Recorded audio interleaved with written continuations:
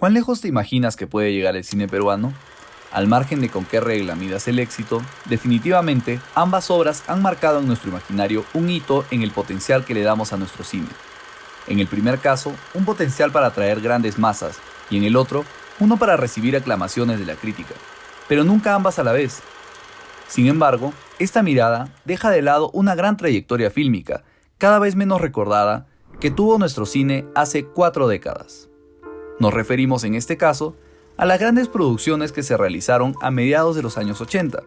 Estas cintas ganaron el clamor de la crítica al tomar temas propios de la identidad peruana, reflejándola o cuestionándola, y mostrando un despliegue técnico y de producción raramente visto en nuestro cine.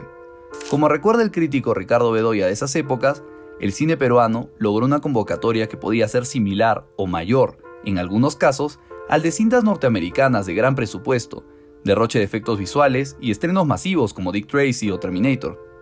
Una de estas cintas fue Túpac Amaru, de Federico García Hurtado, un gran ejemplo de que una película peruana puede ser profunda, tener altos niveles de producción y generar una gran audiencia a la vez.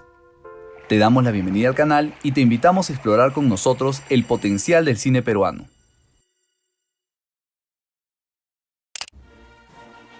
A mediados de los 80, el Perú había atravesado una serie de eventos en su historia que desestabilizaron nuestra economía y sociedad, además de estar pasando por una época de terrorismo y violencia que duraría casi 2 décadas.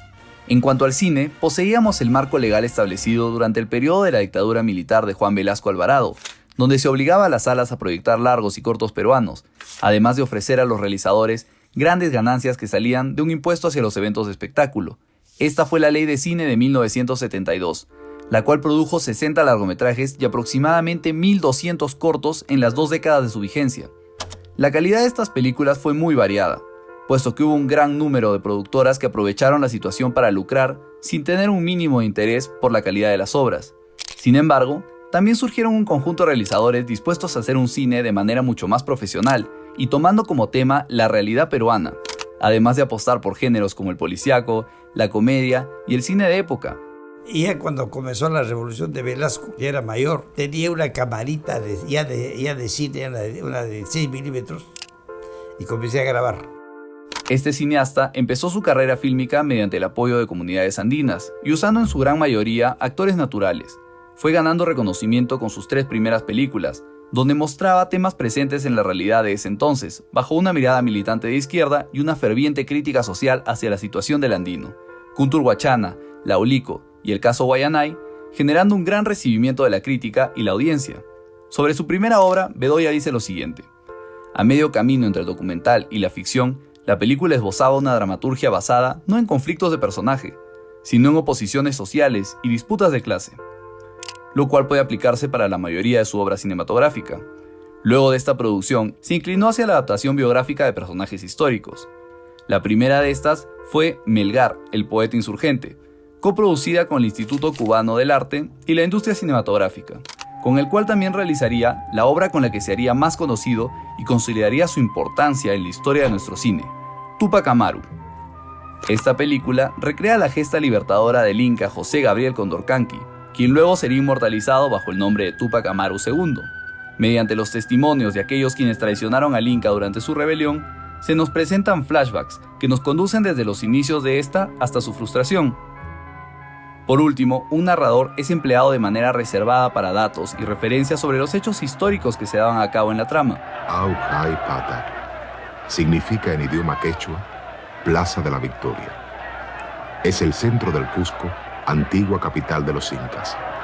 Para el hombre andino, es también el centro del universo. En cuanto a su forma, también hay muchos valores a destacar por su destreza técnica y formalismo, utilizando diversos recursos entre travelings, desenfoques, zoom-ins, zoom-outs y distintas angulaciones de la cámara para narrar con las imágenes, haciendo así un uso destacable del lenguaje cinematográfico. Asimismo, resulta crucial mencionar la magnitud de esta producción. En palabras de León Frías, fue la primera gran producción histórica del cine peruano, destacando las grandes batallas libertadoras recreadas con un gran número de extras, animales y props, raramente vistos en nuestro cine. Finalmente, podemos destacar una licencia creativa que Federico García utiliza en la recreación de la ejecución de Túpac Amaru.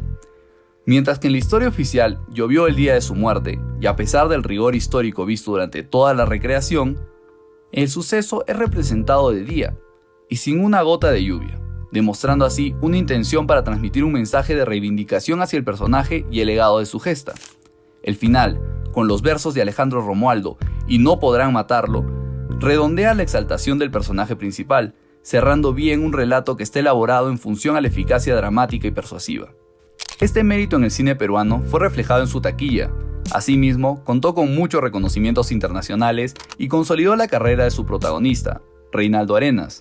De igual manera, hizo de Federico García un cineasta crucial en nuestra historia y de su obra una expresión de nuestra cultura, por la cual obtuvo en el año 2010 una medalla y diploma por parte del Estado peruano. Así como esta película, surgieron más producciones peruanas de gran magnitud, que tocaron temas propios de la realidad peruana y contaron con un gran recibimiento por parte del público. En este periodo se logró un objetivo: identificar las películas peruanas con sectores crecientes de público, que modificó su negativa percepción de ellas.